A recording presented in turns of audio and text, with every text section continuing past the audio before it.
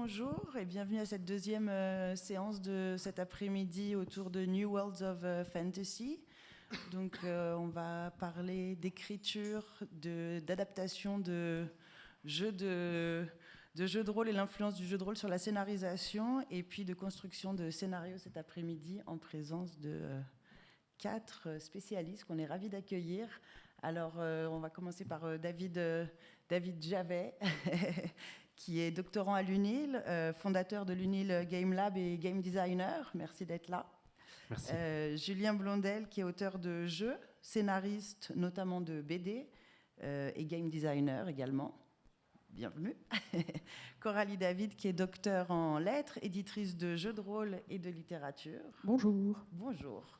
Et puis la discussion sera modérée par Boris Bruckler, qui est archiviste à la RTS, qui est également bibliothécaire au Centre de la BD de Lausanne et qui est membre de l'association Space Fridge. Alors merci à vous 4 et bonne table ronde. Merci. Merci beaucoup.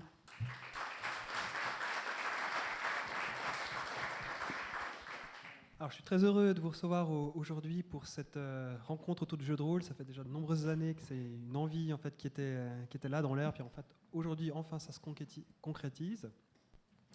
Et puis pour poursuivre un tout petit peu les présentations, j'aurais bien aimé que vous m'expliquiez un petit peu le rapport que vous avez pu avoir avec le jeu de rôle. Comment est-ce que le jeu de rôle a structuré vos imaginaires, plus jeunes bien sûr, aujourd'hui aussi peut-être, et comment est-ce que le jeu de rôle influence encore aujourd'hui votre travail, votre imaginaire. Comment est-ce que vous traitez le jeu de rôle aujourd'hui dans vos vies? Qui veut commencer? Qui veut se lancer? Coralie David? Allez. Moi, j'ai commencé en fait avec un jeu de plateau qui s'appelait HeroQuest, qui ressemblait plus à du dungeon crawling, mais qui pour moi m'a permis, au-delà du jeu de plateau, de créer plein d'histoires toute seule. Et à 8 ans, j'écrivais déjà tout ça. Et j'ai trouvé ça assez génial pour mon imagination, parce que tout ce que je lisais dans les livres et tout ça, je pouvais enfin créé autour de ce tout petit univers médiéval fantastique assez classique. Et puis ensuite, vers 11 ans, c'était la grande mode des livres dont vous êtes le héros, qui ont été créés dans leur forme, en tout cas comme ça, par des auteurs de jeux de rôle, en fait. Et donc, on en parlait dans la conférence de tout à l'heure, c'est des livres donc, où on peut choisir un petit peu comment on vit son aventure. Et ensuite, c'est en première année d'études supérieures, j'ai trouvé le jeu de rôle sur table à proprement parler. Et là, ça a été la révélation, et j'ai trouvé que c'était un truc super pour raconter des histoires et créer des univers entre amis sans se prendre la tête, et en créant des expériences qui étaient vraiment très très très très fortes. Et donc après, j'ai été assez étonnée de voir que c'était assez peu étudié en fait à la fac, et j'ai voulu faire ma thèse là-dessus. Et donc ça m'a permis de découvrir à quel point tout ça c'était très riche. Ensuite, j'ai bossé dans l'édition de jeux de rôle et dans l'édition de romans de l'imaginaire. Et là, j'ai découvert qu'il y avait beaucoup de jeux de rôle d'auteurs de fantasy francophones, en fait, qui étaient inspirés du jeu de rôle, venaient du jeu de rôle, et que ça avait typé leur façon d'écrire d'une façon assez spéciale. Et moi, la façon dont ça structure mon imaginaire, c'est que, en fait, il y a toujours un monde, au-delà des romans, au-delà des films, au-delà des jeux vidéo, il y a toujours tout un monde, il y a toujours plein de choses à explorer. Et en fait, le jeu de rôle, c'est avoir accès à toutes ces potentialités narratives et d'univers. Il n'y a pas de limite, on peut vraiment tout imaginer. Et pour moi, c'était le média parfait pour aller explorer tout ce que j'ai envie d'aller explorer dans l'imaginaire. Et c'est encore ce que c'est pour moi aujourd'hui. Voilà. Merci. Julien Blondel? Moi, je trouve ça beau ce que tu dis. Je trouve ça vraiment, c'est émouvant. Juste pour illustrer qu'en jeu de rôle, on ne fait jamais ce que l'histoire attend qu'on fasse. Je ne vais pas répondre à ta question. J'aurais juste, voilà. J'ai d'éloquence. Ouais, c'est pour voir dans la salle qui a déjà joué au jeu de rôle, pour adapter un tout petit peu le niveau de. Voilà, on est entre nous. Donc, c'est pas à la caméra, mais presque tout le monde a levé la main. Et qui joue à la fois des jeux de rôle, des jeux de société, des jeux vidéo, un rapport aux univers de fiction plus ou moins interactive au sens large. Voilà, la quasi-totalité aussi. Voilà, bienvenue à tout le monde. Moi, je vais pas faire Rémi sans famille, c'est pas la petite minute larmoyante, mais j'ai l'impression que tout ce qui m'est arrivé d'important vient du jeu de rôle, en fait. Ça m'a sauvé, entre guillemets, quand j'étais enfant, adolescent. En m'offrant un espace d'évasion, de refuge intellectuel La littérature est venue après, la littérature de fiction. Le jeu de rôle, ça permettait d'imaginer qu'on était quelqu'un d'autre dans un autre univers, et comme Marc le disait juste avant, d'aller soit retrouver la liberté, soit de recréer d'autres règles qui nous convenaient mieux. Et ça a conditionné, ça a vraiment formaté et enrichi tout ce que j'ai pu être amené à faire derrière, que ce soit en écriture ou en presse, au niveau professionnel, parce que tout a commencé par le jeu de rôle en fait, par un bête scénario mal écrit, je pense, envoyé à Cassius Belli à l'époque, qu'on trouvait ça bien, qui l'ont publié, qui ont transformé ça en chèque, puis en deuxième commande. On recevait des chèques à l'époque par la poste. Et qui m'ont demandé si je voulais continuer. En fait, c'est devenu un métier et tout ce qui m'est arrivé ensuite vient du jeu de rôle en fait. Que ce soit au niveau de la pratique de la rencontre vers 10 ans, comme tout le monde, avec les livres dont vous êtes le héros, avec Empire Galactique, avec les boîtes de l'œil noir, avec qu'est-ce qu'un donjon, qu'est-ce qu'un dragon. Ça a été une ouverture sur le monde de l'imaginaire qui m'a donné envie, comme tu disais ce midi, d'aller découvrir des œuvres dont étaient adaptés les jeux de rôle, comme l'Appel de Cthulhu ou comme Stormbringer. Ce genre de choses, ça façonne l'imaginaire, ça l'ouvre en fait. Et ensuite, ça reste à vie, je pense. C'est comme quand on a connu les magnétos à cassette qu'on devait rembobiner avec des crayons de papier, on a un rapport au CD ou au MP3 qui est différent à jamais. On n'aura jamais oublié qu'on a dû rembobiner avec un crayon de papier. Et quand on a joué au jeu de rôle, quoi qu'on fasse derrière, on va retrouver des sensations ou chercher à retrouver des sensations de jeu de rôle au lieu d'aller tout droit, parce que le jeu vidéo va tout droit, ou la série va tout droit, on va dire mais moi j'irais bien à gauche, j'irais bien explorer ce qui se passe, parce qu'on a cette culture de jeu de rôle. Moi ça a été fondamental et ça l'est toujours en fait. Merci. David Javet. Merci, merci beaucoup pour l'invitation. Merci beaucoup aussi à toute l'équipe de traduction et autres qui sont ici, puis à vous pour partager. Merci Boris. Donc c'est évidemment une question qui est difficile, puis le but c'est pas de refaire toute ma vie. Je pense qu'on tous ici, on est des gens qui nous sommes beaucoup nourris de l'idée de jouer en fait. Donc c'est quelque chose qui est intrinsèque aussi d'une certaine manière à notre identité. Moi je dirais que moi, en entendant ta question, ce qui me paraît assez singulier, c'est qu'aussi très jeune, j'ai eu une activité au niveau du théâtre et de l'improvisation théâtrale qui était assez importante et qui est venue aussi systématiquement se mélanger avec ma pratique du jeu de rôle. Et puis donc, que ce soit dans le théâtre, que ce soit dans l'improvisation théâtrale, on fait évidemment, il y a tout un jeu avec les corps, avec le geste, avec l'écoute évidemment de l'autre et de rester attentif à ça. Et je pense que vraiment, je me suis construit complètement en parallèle aussi avec la pratique du jeu de rôle, parce que je pense d'une certaine manière, la pratique du jeu de rôle, qu'on soit meneuse, meneur de jeu ou joueur, mais je pense très rapidement, moi j'avais envie plutôt d'être meneur. C'est vraiment une école de l'empathie à bien des égards. Alors peut-être ça paraît peut-être pas évident pour certaines parties que vous avez pu jouer, mais je pense d'une certaine manière, à mon avis, il y a quand même vraiment quelque chose. On doit faire attention à la prise de parole. On regarde aussi les moments de frustration qu'on sent chez les autres joueuses ou les autres joueurs. Le moment du lancer de dés, on essaie toujours de calibrer. Il y a quelque chose d'assez incroyable dans le dispositif du jeu de rôle au niveau de ce que ça crée comme mini espace social que je trouve assez phénoménal dans vraiment de ce que j'ai dit là, cette école de l'empathie et la deuxième étape par rapport à ça qui m'a vraiment nourri, c'est qu'en fait je pense que d'une certaine manière en fait ce rapport au regard, à regarder l'autre qui joue, c'est quelque chose qui me semble absolument fondamental dans la pratique du game design, puisqu'on demande à quelqu'un d'autre de jouer à son jeu, donc on fait faire quelque chose à quelqu'un d'autre. Et donc, que ce soit quand on crée un jeu vidéo et qu'on est en festival ou en convention et on doit faire des playtests, on doit regarder les autres, même chose pour le jeu de rôle, même chose pour le jeu de société, c'est fondamental d'être empathique et d'être capable sans forcément, évidemment, le but c'est pas de regarder comme ça ou quoi que ce soit, mais de réellement se mettre à la place de quelqu'un d'autre, d'essayer aussi de sentir ses émotions, sa frustration, ses moments de décrochage, et puis de se dire, ok, c'est moi qui suis responsable de ça. Parce que dans mes règles de jeu, il y a 30 pages, et il y a juste un moment, humainement, physiquement, le cerveau, il déconnecte, donc je ne peux pas en vouloir à l'autre personne de déconnecter. Donc je pense que le jeu de rôle, par rapport à ça, ça a été assez clé dans mon parcours, effectivement, et donc j'étendrai même aussi ailleurs, dans le domaine de la recherche. Je pense que il y a aussi une mission de la recherche qui est de faire de la médiation scientifique, c'est-à-dire aussi de transporter la parole de la recherche aussi au-delà des universités. Et je pense qu'il y a un vrai travail de fond à faire pour repenser les structures de transmission.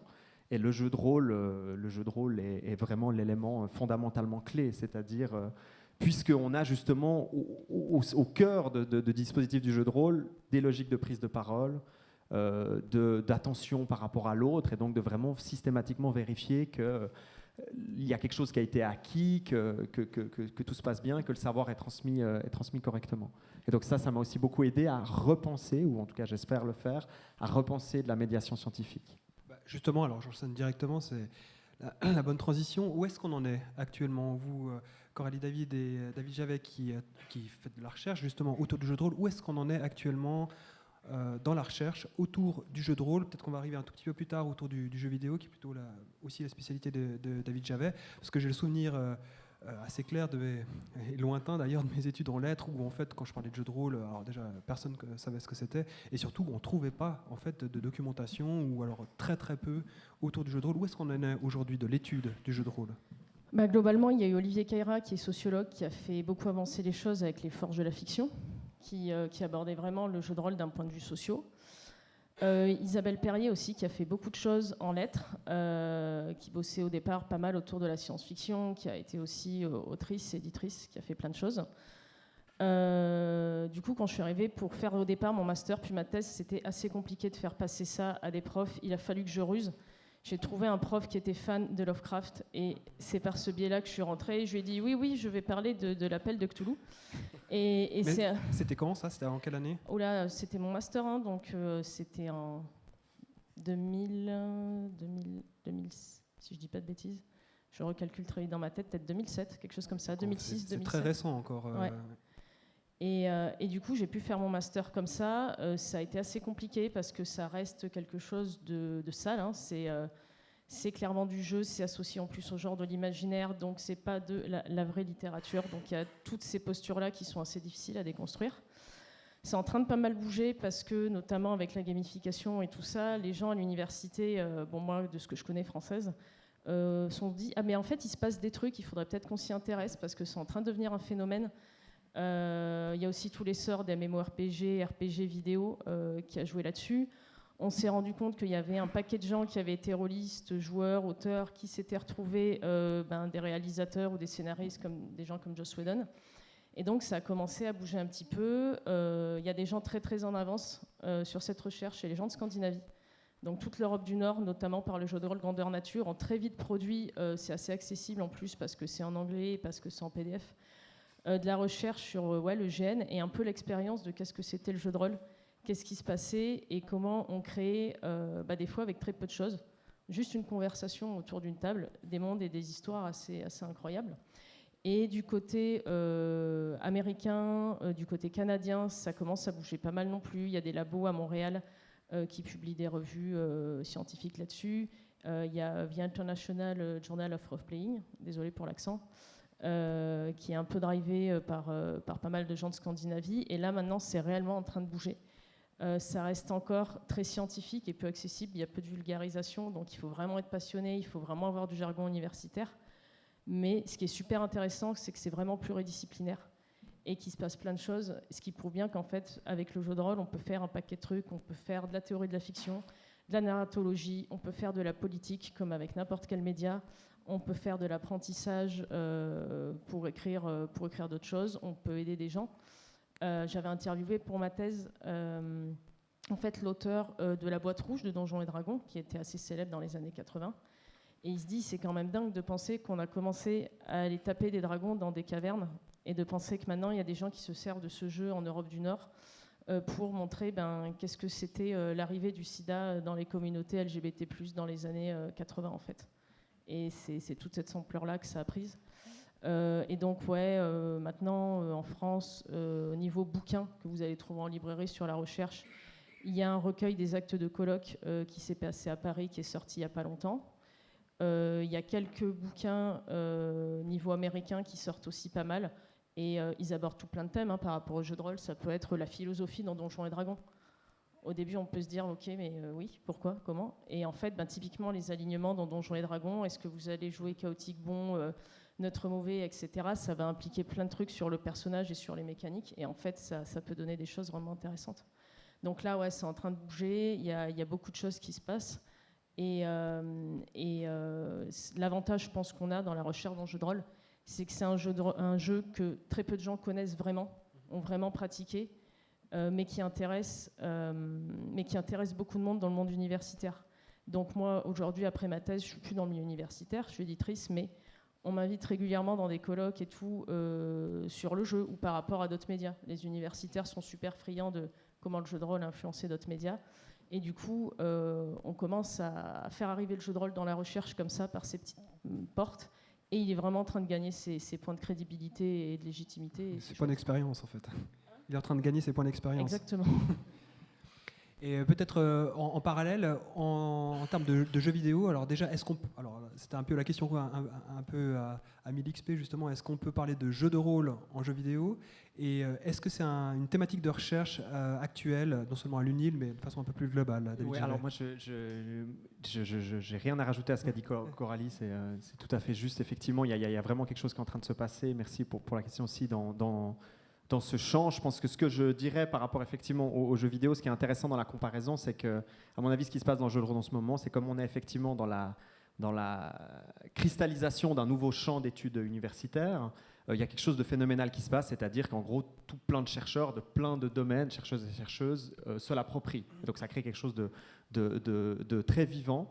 Moi, ce que je cherche effectivement à voir dans l'idée justement de dialogue, j'ai tendance à avoir un petit peu une petite crainte face à certains discours justement de légitimation excessive de l'objet jeu de rôle, c'est-à-dire qu'on aura tendance à justement à tout prix vouloir dire ok, bon, qu'est-ce que c'est le jeu de rôle, maintenant il faut qu'on le définisse, qu'est-ce que c'est que le jeu vidéo, maintenant il faut qu'on le définisse, et puis évidemment on a systématiquement peur parce que les cas, on réalise qu'en fait intellectuellement finalement ça ne nous sert pas à grand chose.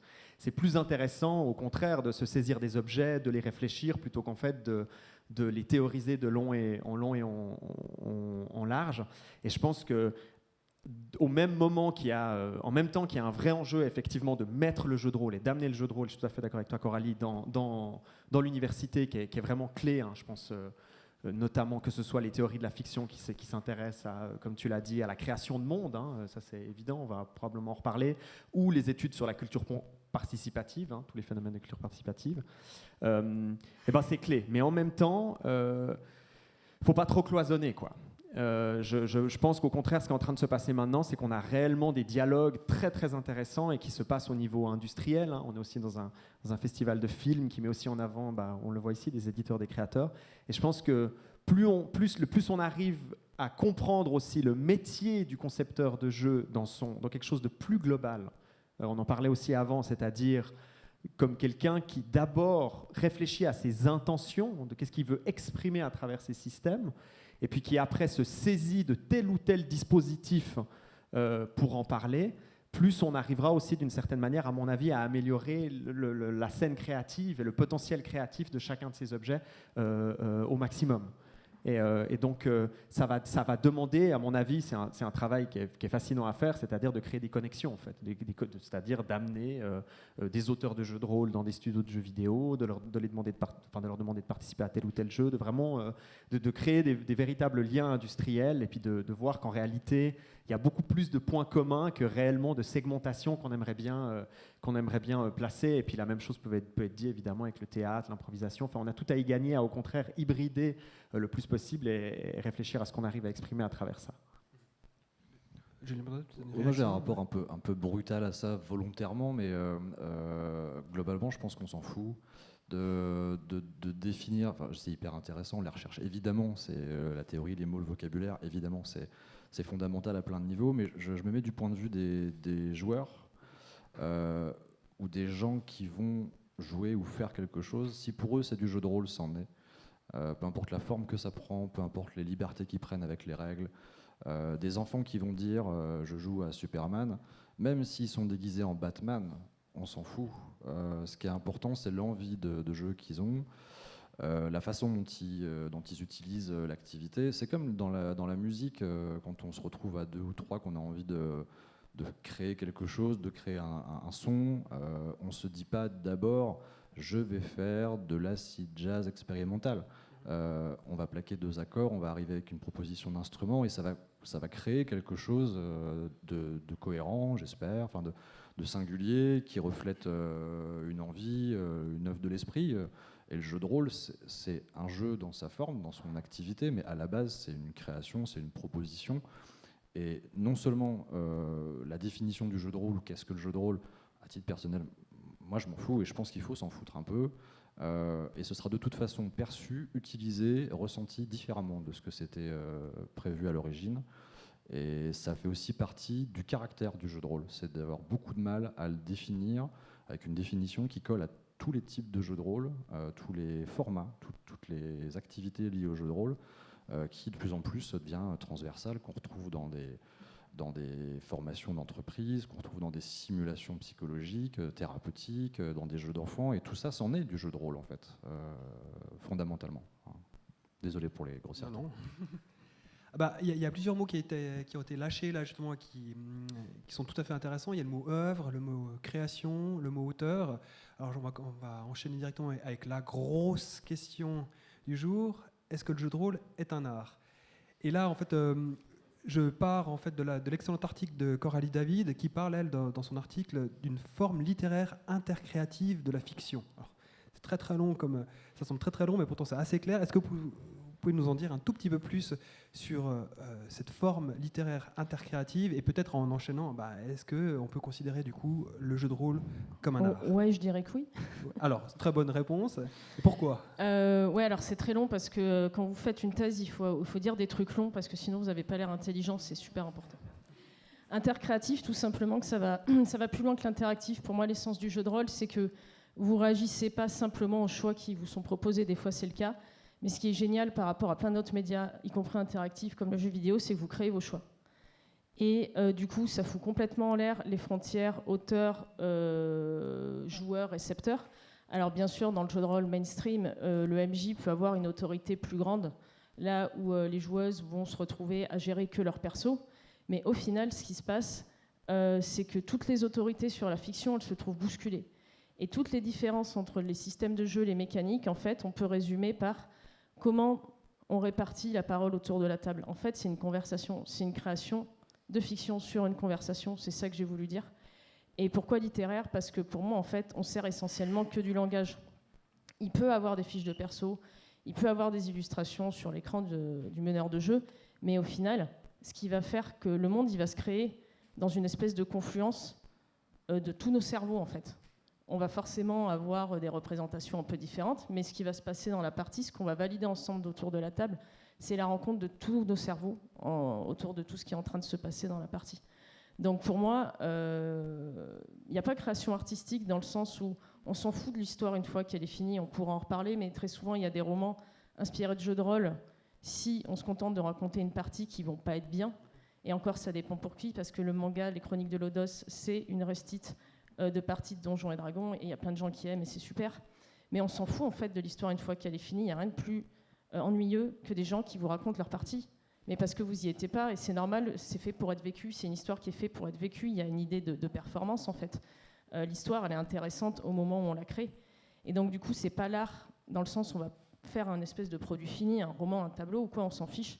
C'est de l'art dans le sens où il y a de la performance.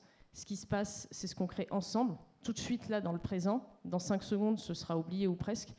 Et ce côté oral en fait, qui nous permet cette super fluidité et de laisser notre imagination toujours encadré par le système de jeu, qui nous permet quand même de conserver une cohérence, de mettre tout ce qu'on veut dedans, en fait.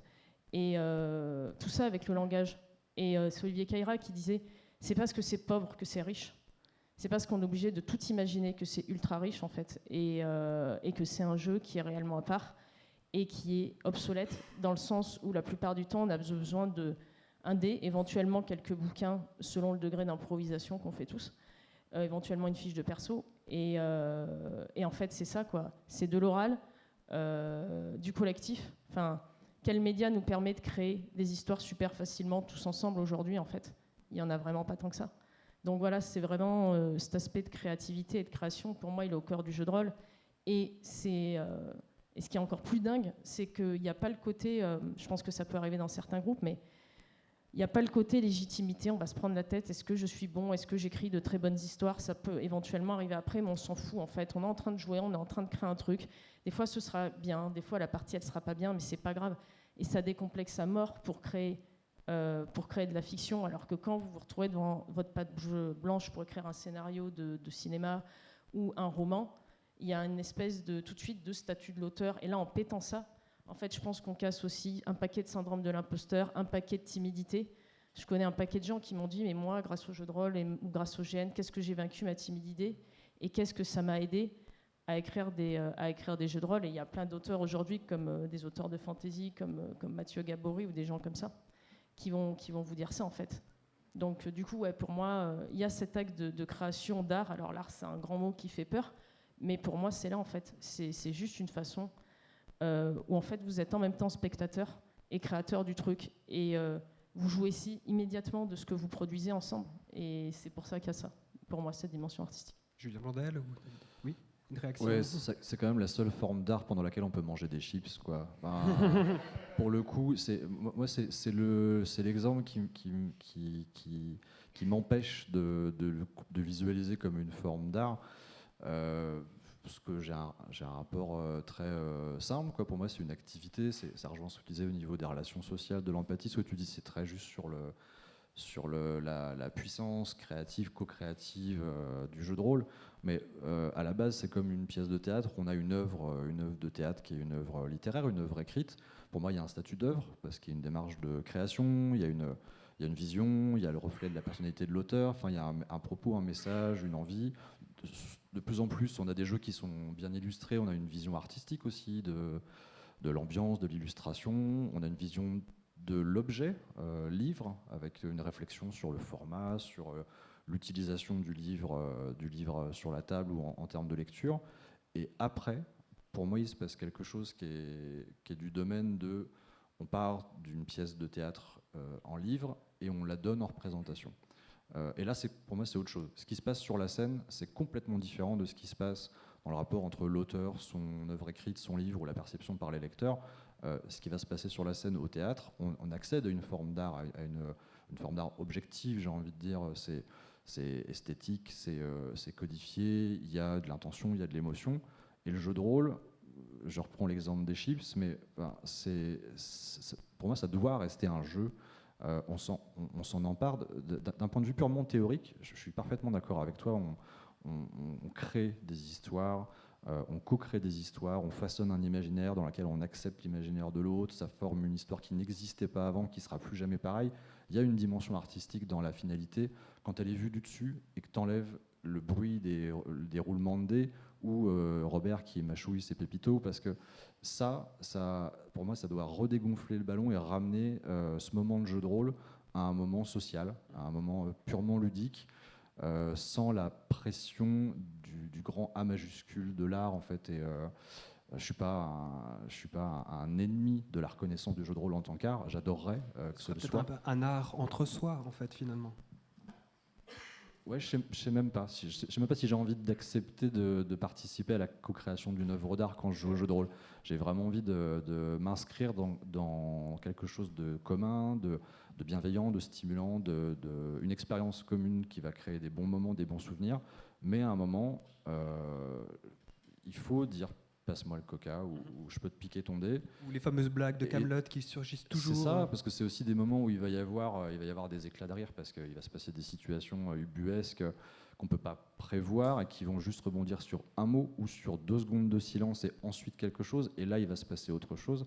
Et pour moi, ça redescend à un niveau purement humain, purement social, purement convivial, qui, dans mon petit raisonnement, n'est pas compatible avec la notion d'art supérieur, même si la finalité, je suis d'accord, mais sur l'activité... Juste, je comprends pas pourquoi tu opposes les deux. Parce que pour moi, justement, faire Kaamelott, les blagues, l'humour, ça fait partie du jeu, les chips aussi.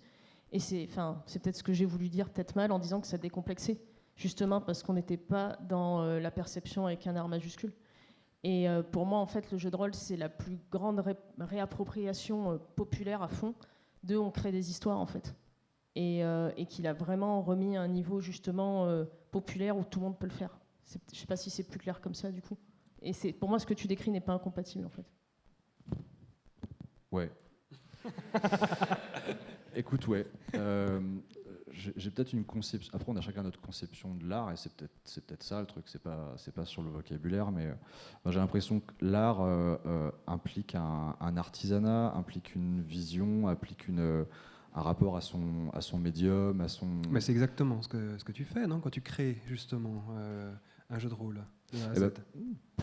Pour le coup, je parlais surtout de l'activité jeu de rôle. Le fait de jouer ensemble, pour moi, est incompatible avec la forme d'art. Pour moi, Justin, vraiment, même si je comprends très très bien tes arguments là-dessus, parce qu'il n'y a pas d'exercice de quelque chose qui relève de l'artisanat, de la compétence ou de la façon du façonnage de quelque chose, et qui reste sur du convivial un petit peu tacite, sans apprentissage du jeu de rôle. Les joueurs, les joueuses qui se retrouvent, ils n'ont pas appris, et ils n'ont pas l'impression ni de s'améliorer, ni d'essayer de se rapprocher d'une vision. Et pour moi, c'est ça, peut-être l'art, c'est d'essayer d'exprimer au mieux ce qu'on aimerait créer ou exposer.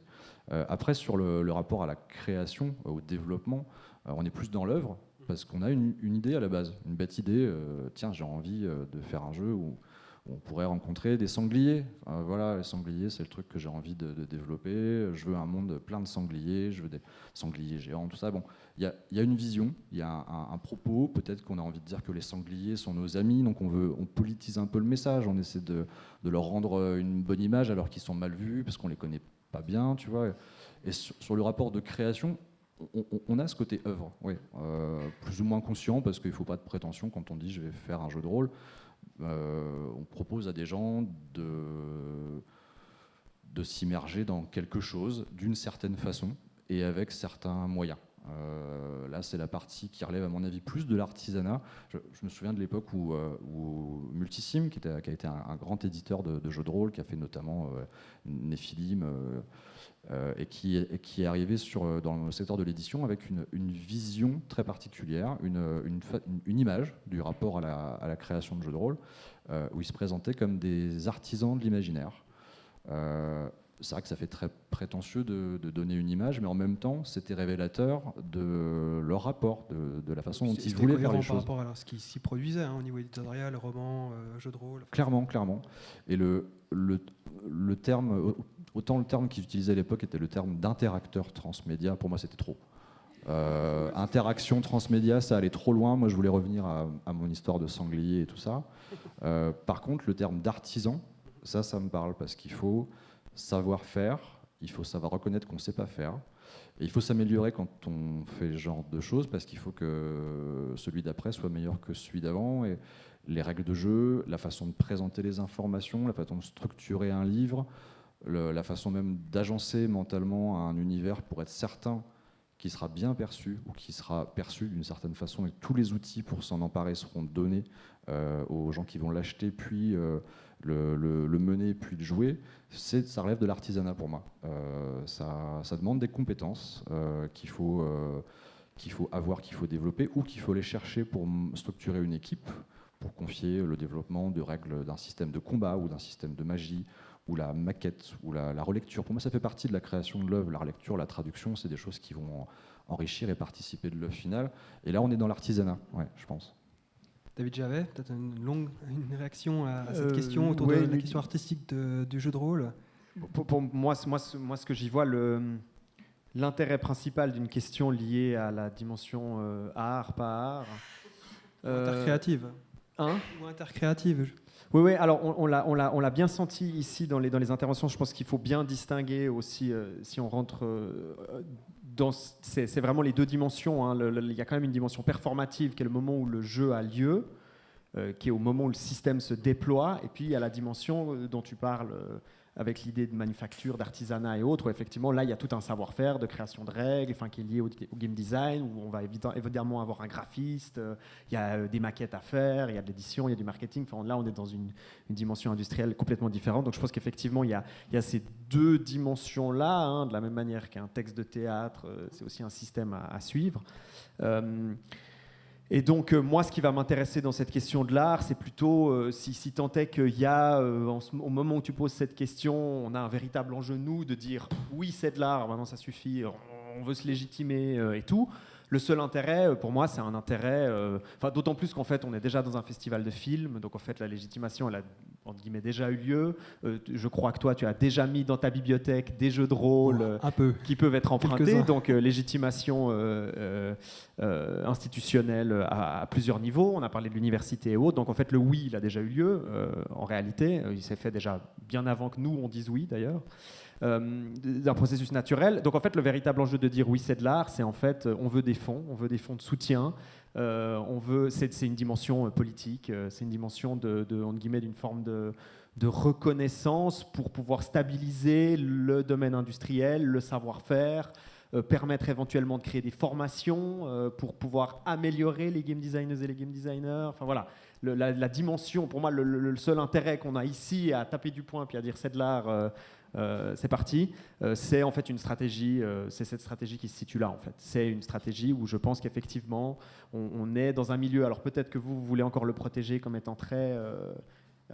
comment dire, on est bien quoi. Enfin, il y a quelque chose dans cette dimension un peu plus amatrice et autres. Ah non, mais moi je protège rien du tout. D'accord, je suis ravi. Non, mais je vois bien. Je suis ravi si le jeu de rôle est reconnu comme pour le potentiel qu'il a à tous les niveaux en termes de création, de développement et en termes de pratique. Je suis ravi si on commence à nous donner des millions d'euros et de francs suisses dans le monde entier pour faire les choses mieux, comme les écoles de jeux vidéo, comme les écoles de... Mais c'est vrai, des formations et autres. Enfin, le fait que la dimension financière est hyper importante, hein, parce que voilà. Bien sûr, elle revient souvent. De développer entièrement ça, mais c'est vrai que c'est pas un milieu où il y a des millions quoi, qui tournent. Hein, non, et puis ça construit une identité. Hein. J'ai l'impression que ça construit quand même aussi un peu l'identité autour du jeu de rôle, hein, qu'on retrouve aussi beaucoup dans le jeu de société, qui devient un petit peu difficile, parce que maintenant on commence à avoir plusieurs millions quand même qui sont mobilisés. Il y a eu exactement le même débat avec la bande dessinée il y a une vingtaine d'années, par exemple. Voilà. Puis on continue à avoir des gens qui nous disent oh, mais nous, on est un petit milieu, on fait pas grand-chose et autres, ce qui est d'une certaine manière quand même encore vrai si on compare à d'autres mastodontes. Mais enfin bon, après à ce moment-là, on est dans un relativisme qui finalement mène un peu nulle part. Mais c'est vrai qu'il faut quand même le dire. Enfin, il y a quand même à l'heure actuelle des parties de jeux de rôle filmées sur Twitch, sur YouTube, qui ont plusieurs milliers de spectateurs. On a plusieurs campagnes de financement participatif qui fonctionnent. Je suis pas en train de dire que tout va bien, loin de là. Mais je pense qu'il y a vraiment un déclic, quelque chose qui est en train de se passer.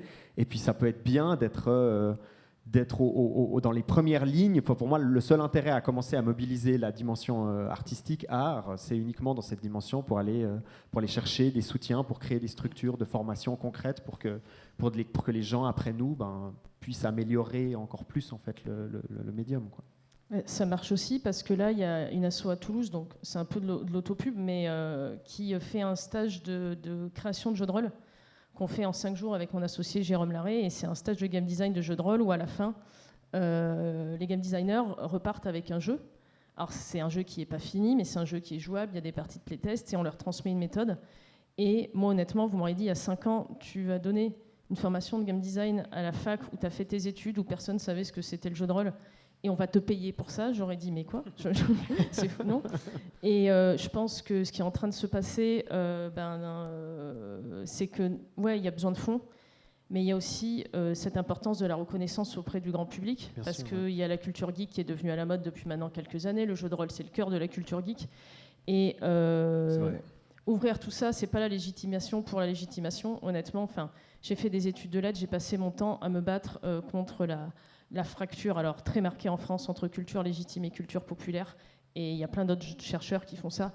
C'est plus, entre guillemets, arrêtez, vous plaignez d'avoir que des tests sur Victor Hugo, mais le système de recherche, ils obligent les étudiants et les étudiantes à faire des tests sur Victor Hugo.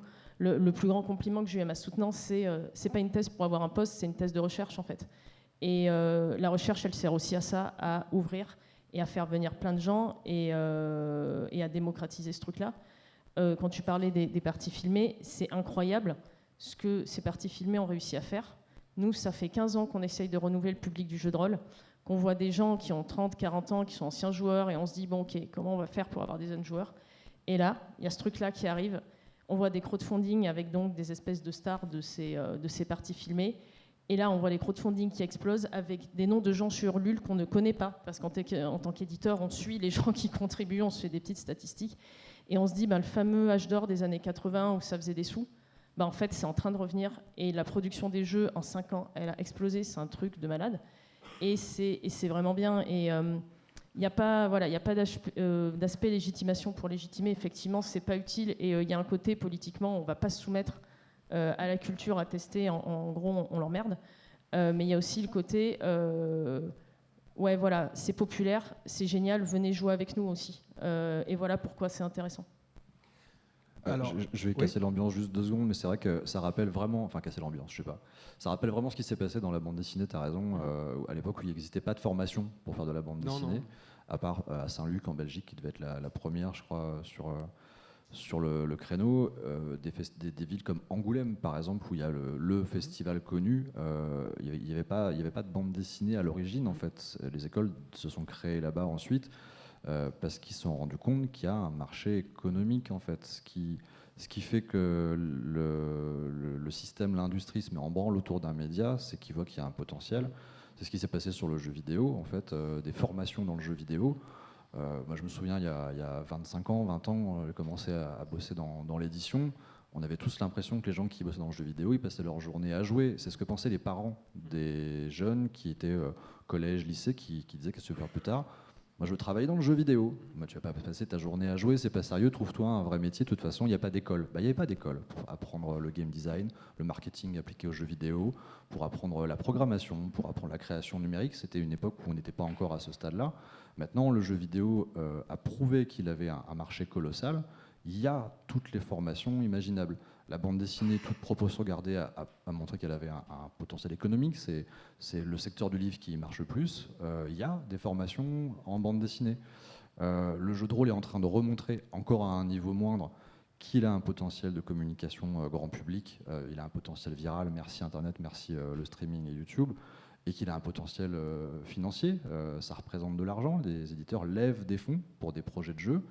Et je ne suis pas surpris, et je ne le serai pas dans 1 an ou 2, qu'on voit arriver des formations, des métiers, des gens qui sont reconnus comme ayant un métier lié aux médias jeux de rôle, parce qu'il y a de l'argent et parce que les gens en parlent. C'est vraiment ce qui transforme une activité en un marché. Et une fois qu'il y a un marché, il y a tout ce qui permet à ce marché de se nourrir et d'évoluer, et dont la formation des gens qui vont devenir des professionnels de ce marché. Tout l'intérêt du marché de l'art aussi, peut-être pour la question... c'est la dimension artistique du jeu de rôle. Est-ce qu'il y aurait un droit de suite sur un jeu de rôle que tu revends en tant qu'art? Je ne sais pas. On verra. Là, on n'est peut-être pas loin aussi, tu vois, de pouvoir vendre les feuilles de personnages. Tu peux imaginer ces grands streamers, tout à coup, tac, 10 000 francs, je vends ma feuille de personnage. Le personnage oublie, mais la feuille se souvient. Ouais. Faut pas oublier que dans le jeu vidéo, là, on est quand même dans une période où il y a des gens qui vendent l'eau de leur bain parce qu'ils sont tellement connus et autres. Hein. Donc, tout est possible dans le jeu de rôle. Les dés, les feuilles. On parle de formation en jeu de rôle potentiels qui sont déjà donnés maintenant, mais peut-être qui sont amenés à se développer. Moi, j'avais encore, ce sera sûrement la dernière question avant les questions du public, une question concernant la construction d'un scénario. C'est une vaste question, certes, dans le jeu de rôle, mais j'aimerais savoir, en fait, comment est-ce que vous envisagez cette construction du scénario, comment ça se construit un scénario. Et puis, je rapporte l'anecdote que Michael Moorcock, qui nous avait fait l'honneur de venir ici il y a quelques années, m'avait donné, c'est que lui, il adorait les rôlistes. Il n'avait jamais fait de jeu de rôle de sa vie, mais il adorait ça. Pourquoi ? Parce qu'il trouvait que les rôlistes savaient parfaitement structurer une histoire. Savaient faire une introduction, lancer une action, faire une conclusion, bref, savaient structurer une histoire. Comment est-ce que vous abordez cette construction du scénario et peut-être même comment est-ce que vous gérez la tension qu'il y a toujours dans un scénario entre le dirigisme, voilà, on veut que les joueurs aillent là, parce que c'est là que le monstre est, et la liberté qu'offre intrinsèquement le jeu de rôle. Je profite juste de l'occasion pour transmettre les amitiés de Michael et Linda Moorcock qui avaient été reçus ici il y a quelques années, qui ont gardé un excellent souvenir, qui m'ont demandé de passer leurs amitiés à toute l'équipe d'organisation. Et vu que vous êtes très nombreux, j'ai pas pu le faire à tout le monde, donc je le fais ici. Donc ils sont ravis. Merci beaucoup. Ouais. Ouais, aussi.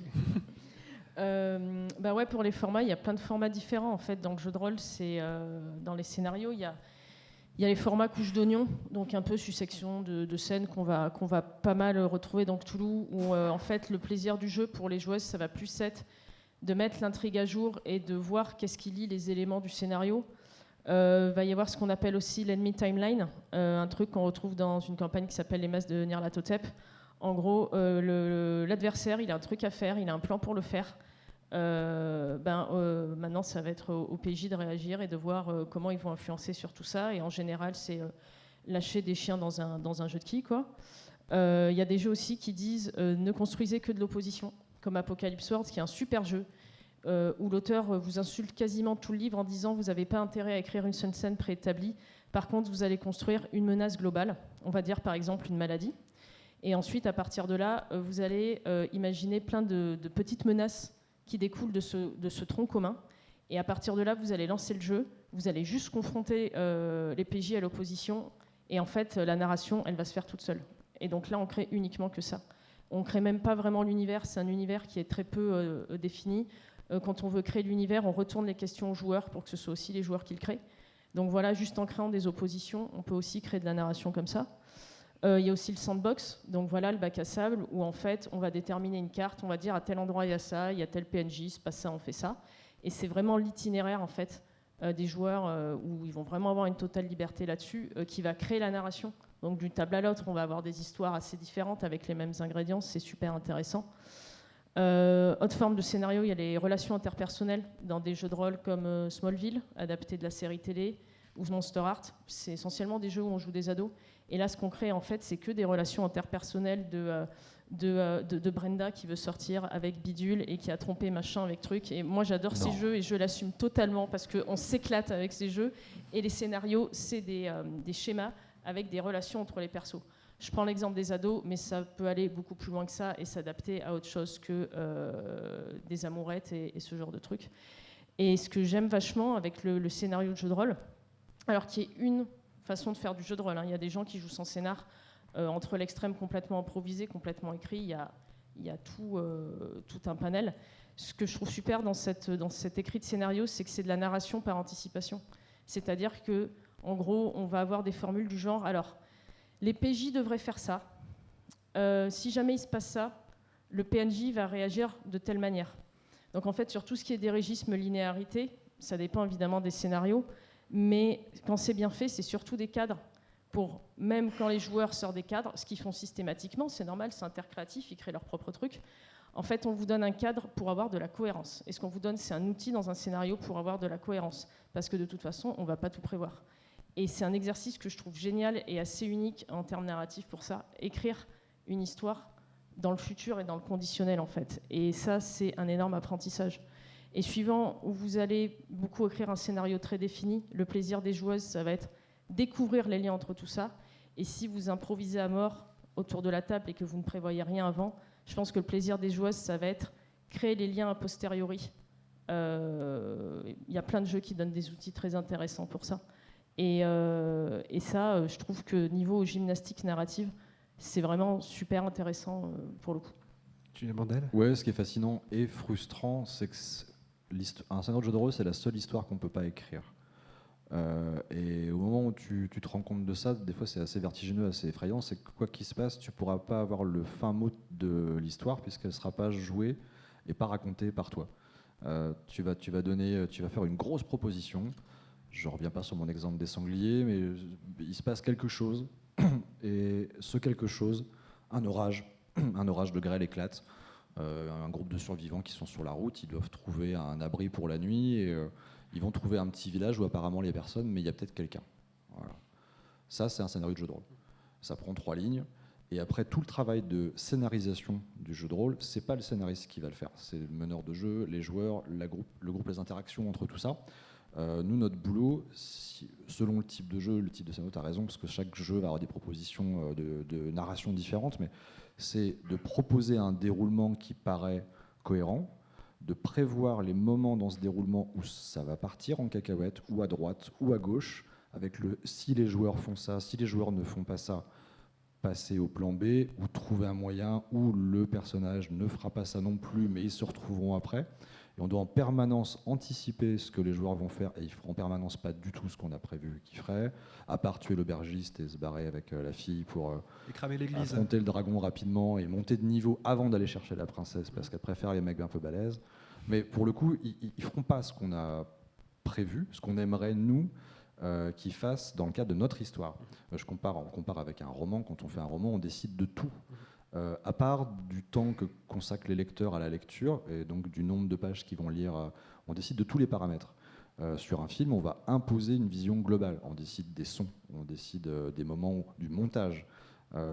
En bande dessinée, on décide aussi d'une structure narrative, d'un découpage, mais on ne peut pas obliger le lecteur de bande dessinée à suivre forcément l'ordre de nos cases, de nos bulles. S'il veut commencer par regarder dans cette grande case de bibliothèque s'il n'y a pas un livre avec marqué Necronomicon dessus, il va le faire.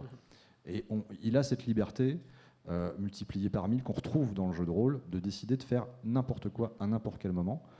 Et on doit juste créer des outils, des repères par anticipation, effectivement, pour permettre à tout le monde de continuer l'histoire ou de changer l'histoire pour en faire autre chose de cohérent. La seule chose qu'on maîtrise, c'est le titre du scénario. Le reste, on peut pas le créer, on peut juste le proposer. David Gervais. Alors, vraiment par rapport à cette histoire de scénario, puis comment moi j'approcherais l'écriture d'un scénario ou éventuellement d'un jeu de rôle. Alors, moi, disons, c'est peut-être un petit peu différent ou particulier dans le sens où j'ai tendance à penser que dans les années qui vont venir, le jeu de rôle va être un espace clé de militantisme.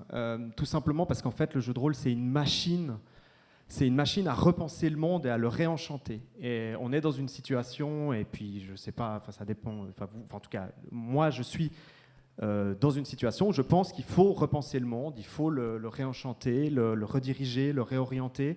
Il faut mettre en place en fait des cellules qui nous permettent aussi de rediscuter notre rapport au monde, à la consommation, dans le rapport à l'autre, et puis recréer certaines structures.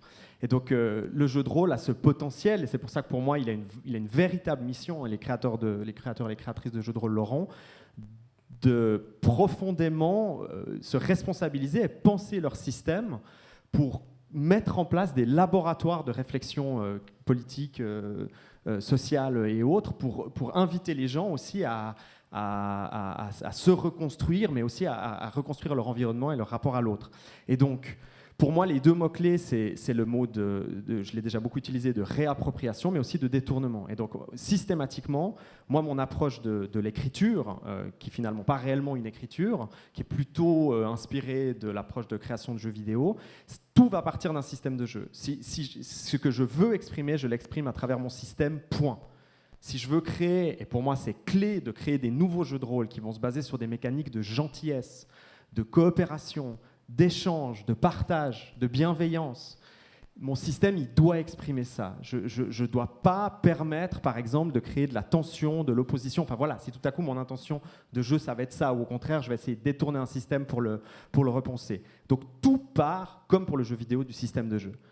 Tout ce que vous allez exprimer de base va être là. Et puis après, votre scénario, et c'est ça qui est assez phénoménal, en toute honnêteté, c'est ce qui m'est systématiquement arrivé, quand j'ai mon système, l'histoire, ça coule de source en fait. Parce qu'en fait, on est dans l'abandon total à la meneuse de jeu, c'est-à-dire, maintenant tu as la machinerie, tu as ton laboratoire de pensée, et donc c'est parti, explore ce que tu as envie d'explorer, compose ton imaginaire. Et donc, je m'excuse et je continue là-dessus. La deuxième dimension, donc ça c'est l'idée de réappropriation, hein, de réenchantement de l'espace. On peut imaginer plein de manières. On peut tout à coup créer un jeu de rôle où on est un guide, où plusieurs personnes sont des guides dans la ville, et puis on visite une ville imaginaire, où vous racontez une histoire qui n'existe pas, où vous réenchantez les lieux, vous les repensez, vous restructurez une histoire, vous la détournez.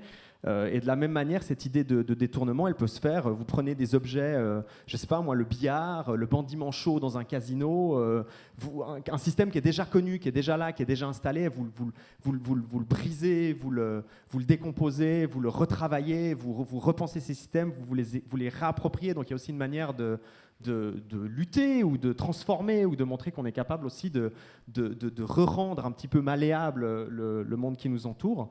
Et pour moi, pour ça, le jeu de rôle, c'est un potentiel qui est phénoménal. J'ai envie d'appliquer ça partout. Je vois les séances de fitness où les gens ils sont en train de faire du vélo en regardant un écran avec une route et puis il y a un coach qui fait allez, allez, comme ça. Je me dis mais ça pourrait être une meneuse de jeu. Ils sont en train de faire une partie sur leur vélo. Enfin voilà, on injecte de l'histoire, on injecte de l'imaginaire, on le propulse un petit peu partout et puis on rend tout notre espace et on rend tout ça plus malléable quoi, et plus fluide.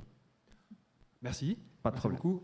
Le temps passe très très vite, alors je vous suggère de passer maintenant aux questions du public. On n'a plus beaucoup de temps, on a une petite dizaine de minutes.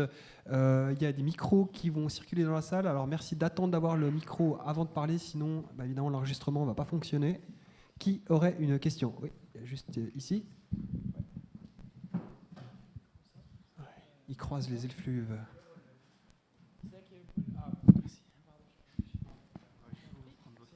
Yes.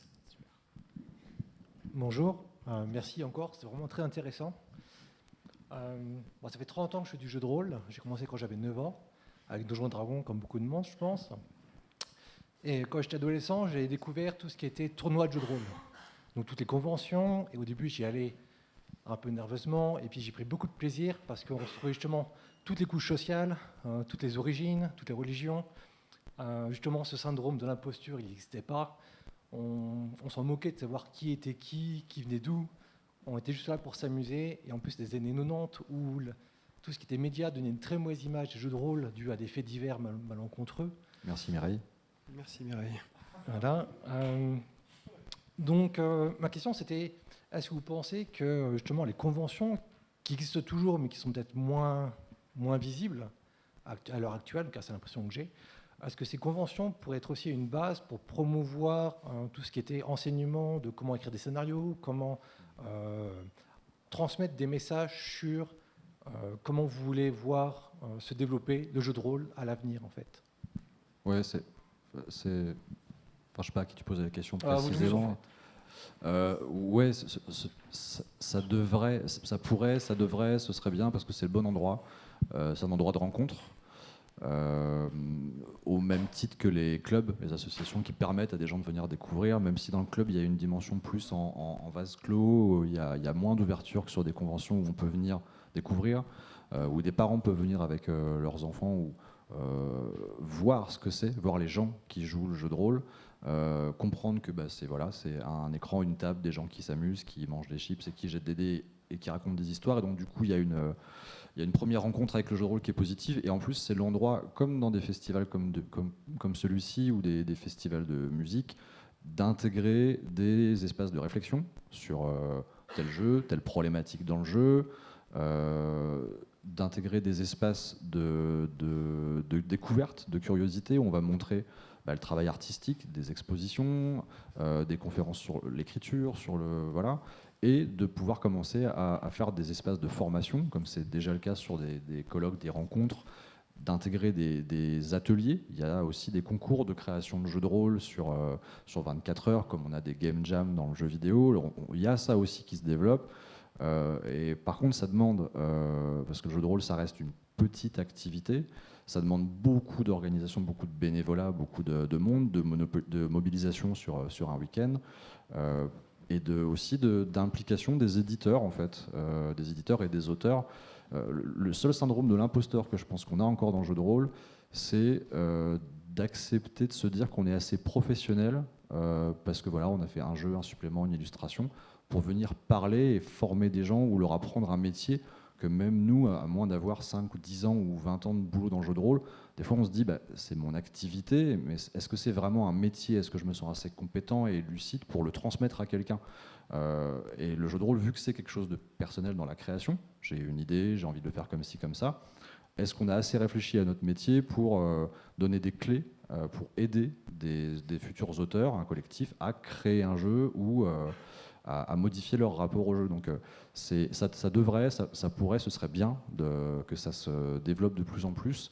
Et comme on disait tout à l'heure sur la partie formation, pour que le jeu de rôle, les jeux de rôle, parce qu'en fait on parle des jeux de rôle depuis tout à l'heure, pas d'un seul, accèdent à un stade vraiment plus grand public et une autre une autre étape de son développement, ça passera par de la formation et par du vocabulaire sur des mécaniques de création, sur des choses à faire, à pas faire, sur des exemples qu'on a dans le jeu vidéo et qu'on devrait avoir de plus en plus dans le jeu de rôle. Ouais. Merci pour cette réponse. Une autre question peut-être du public? Oui, ah bah là, juste, ou là-bas. Oui. Ah, si c'est pour les sangliers, en fait, on déconne. On déconne. Oui, j'ai une petite question rapidement. J'ai bien aimé ce que tu as dit, David, à la fin sur la question de réenchanter le monde. Évidemment, parce que je pense que c'est une des fonctions largement reconnues de ce qu'on appelle l'art, mais je ne parle pas de l'art au niveau beaux-arts ou autre, mais c'est une des choses belles qu'on trouve dans la littérature, dans le jeu de rôle, dans le jeu de vidéo, dans l'art aussi. Je m'interrogeais par rapport à la discussion qui a été amorcée sur le fait que j'entends assez fréquemment quand on parle de ces différentes formes de fiction aujourd'hui. Je ne suis pas du tout d'accord avec le fait que le jeu de rôle permet une co-création plus grande. Hein. La littérature était très très longtemps vue comme un endroit, Umberto Eco, les théories de la réception. C'est juste que ce n'est pas le même type de co-création. On ne fait pas une co-création sur le scénario lui-même, mais on peut co-créer. Regardez, toute l'histoire de la littérature, c'est créé à partir de la littérature. C'est quand même pas mal en termes d'invention de scénario.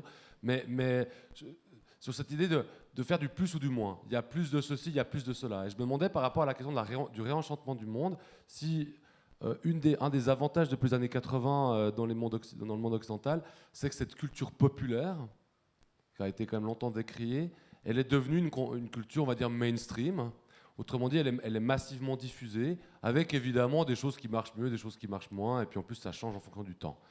Et je me demandais si là, il n'y avait pas une interaction à trouver autour d'une tâche ou d'une mobilisation commune qu'est la question du réenchantement du monde. C'est-à-dire, et si toutes les formes de fiction aujourd'hui, dans la culture populaire, se voyaient non pas comme, parce que tout le monde s'en fout, et je suis d'accord, art, pas art, mais comme on est là parce qu'il y a quelque chose par rapport au monde dans lequel on est à réinventer, quelle que soit la manière de le réinventer, il y aurait peut-être plus ces espèces de petits conflits d'école, mais il y aurait plutôt une envie d'avancer ensemble, et pour moi c'est une des belles choses de la fiction, l'importance de la sociabilité, l'amour de l'humain. Hein, c'est Todorov qui disait aimer la littérature, c'est d'abord aimer l'humain. Tu parlais de j'écris un scénario, il y a le joueur. J'ai l'impression que c'est beaucoup plus important ça que finalement de savoir si art, pas art, système, pas système, ceci, cela et cela, qui sont finalement des discussions scolastiques d'académiques, qui doivent rester dans un cadre académique.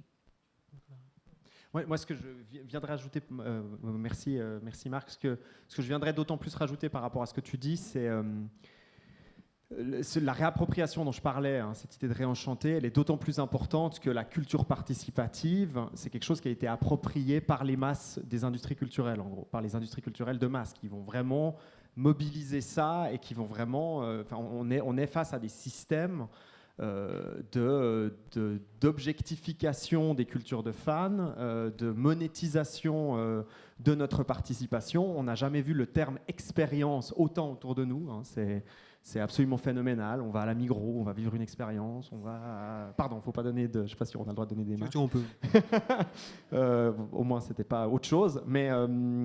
donc l'idée d'expérience, hein, de participation, ça a été effectivement aussi suffisamment théorisé, mais je pense le fait, la lutte, elle se situe aussi là. Elle se situe aussi dans le fait que cette culture participative, elle est née principalement par des individus qui n'ont pas été objectifiés comme ça, qui au contraire en avaient encore le contrôle. Et puis c'est pour ça que je pense que c'est d'autant plus effectivement important que ce soit l'écriture, que ce soit le jeu vidéo ou le jeu de rôle. Alors moi, je le ressens assez fort dans le jeu de rôle, dans ce qui me permet d'exprimer. Hein, mais c'est parce que probablement je ne suis pas écrivain, donc j'arrive pas à le percevoir. Mais c'est vrai que je m'étais aussi beaucoup intéressé dans un mémoire de recherche à l'écriture co-créative chez Lovecraft. Hein, il y a évidemment quelque chose de passionnant qui se passe là.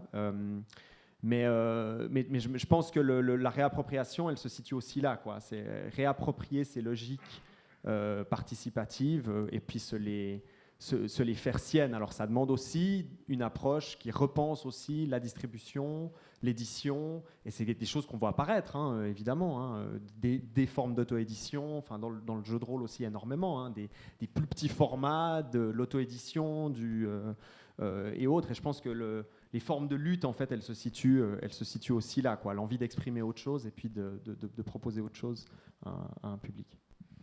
Ouais, juste pour reparler d'Umberto Eco, merci d'en parler parce que je suis ultra fan de ce gars et il m'a beaucoup servi pour ma thèse. Et juste pour bien caler un truc, parce que je suis pas sûre que j'ai été très claire, Umberto Eco, il parle, quand on lit un livre, de promenade inférentielle. C'est-à-dire, vous lisez le bouquin et là vous vous dites « Ah ouais, le héros, il va faire ça, c'est sûr ». Ça, c'est une promenade inférentielle, c'est votre esprit qui s'évade et qui va essayer de deviner des trucs. Donc oui, ça fait appel effectivement à la créativité du lecteur. Quand vous êtes dans un jeu de rôle, vos promenades inférentielles, vos idées, ça rentre dans la fiction et ça devient la fiction, ça devient la narration. Un auteur de roman, comme le décrit Eco, se sert de ça, mais dans le livre, la promenade inférentielle peut être validée ou pas, mais ça ne devient pas le récit en fait. Je pense qu'elle est là la différence, pour un peu clarifier ce point-là. Ouais, sur effectivement après le côté fracture monde académique ou pas, moi je sais pas, j'ai l'impression que notre taf en tant que chercheur universitaire, pour moi si on produit juste les théories, qu'on les diffuse pas et qu'on s'en sert pas, on fait la moitié de notre taf. Donc moi je fais pas trop cette fracture parce que surtout je suis aussi partie de l'université à cause de ça et j'ai décidé de devenir éditrice justement pour transmettre tout ça, notamment avec une collection qu'on a chez Lapin Marteau qui s'appelle Sortir de l'auberge, qui est une collection de théories sur le jeu de rôle, mais qui est hyper accessible, hyper pratique, et en gros, pour essayer de filer plein d'outils, non seulement pour rendre les parties plus chouettes et intéressantes, si les gens jugent que les outils sont intéressants, et aussi pour pérenniser un peu le savoir et le transmettre, parce que qu'est-ce qu'on a comme savoir théorique produit par des universitaires ou pas dans le jeu de rôle qui est produit, et qui se perd parce qu'on perd Internet, parce qu'on n'a pas accès, et c'est aussi notre taf en tant qu'éditeur de centraliser tout ça et de le passer. Et du coup, voilà, je pense que c'est un mouvement qui se fait déjà, et qui, par essence, pour moi, a vocation à être diffusé si on prend la peine de le faire, en fait. Merci. Alors, on a une dernière question, je crois, là-haut, auprès Laurent Dormont. Elle est courte, on est un peu tous ici entre passionnés, on sait de quoi on parle, mais vous pensez, juste votre avis, vous avez beaucoup d'expérience là-dedans, le jeu de rôle, c'est fait pour tout le monde. Vous pensez qu'on peut vraiment imaginer le jeu de rôle se déployer à large échelle, puis dire aujourd'hui, tout le monde peut faire du jeu de rôle ou pas encore? C'est un peu encore très élitiste. Je sais pas. Vous êtes sur un bateau, on est dans les années 20. Il y a l'orchestre qui joue, c'est la fête, c'est le soir, c'est super. Vous vous sentez un petit peu oppressé par la foule. Vous sortez sur le pont, fumez une cigarette, et tout d'un coup, vous entendez un grand bruit. Et du pont du dessus, vous voyez le corps du capitaine du bateau qui tombe dans l'eau. Qu'est-ce que vous faites? Vous avez une idée? Quelqu'un? Ouais. Plonge à l'eau, ils essaient de la récupérer. Voilà, ok. Je pense que si vous avez une idée tous dans vos têtes, allez-y, ouais. Prends le contrôle du bateau. C'est bien normal. Voilà, c'est bon. Je pense que si vous avez une réponse dans votre tête à cette question, on a tous fait du jeu de rôle, en fait. Mais c'est notre travail de game designer de le faire en sorte que ce soit accessible, et d'éditeurs et compagnie. Et typiquement, les parties online, je pense que ça montre que tout le monde peut en faire. Après, il y aura des types de jeux, clairement, tout le monde n'a pas envie de se frapper 3 boutons de règles pour jouer à un jeu. Mais il y a des jeux qui permettent bien d'autres approches qui sont bien plus accessibles, en fait. Ouais, c'est pour tout le monde, ça doit être pour tout le monde, et il y a plein de gens qui nous ont pas attendus pour en faire, même avant qu'on en écrive, quoi. Les enfants qui s'inventent des rôles, qui s'inventent des règles avec moi je vais être ci, toi tu vas être ça, t'as pas le droit de faire ci parce qu'on a dit que c'était pas possible. Ça y est, ils ont créé un jeu de rôle, et puis le premier qui joue pas comme l'autre attendait qu'il joue, ça va créer un petit conflit qu'ils vont régler. Ils sont encore dans le jeu de rôle quand ils font ça.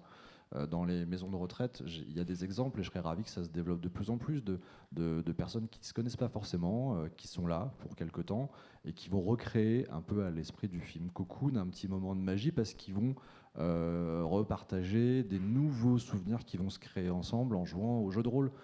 Il y en a dans les entreprises, il y en a dans la maison de campagne de Jean-Marc qui nous la prête pour le week-end. Il y a différentes formes de jeux de rôle, et chaque personne va avoir son rapport au jeu. Et c'est une activité, c'est quelque chose qui dépasse le format, la boîte, le prix, les règles, l'âge ou le nombre de participants, quoi. Super, c'est une excellente conclusion. Merci beaucoup, merci au public, merci aux invités. Merci à vous. Merci beaucoup.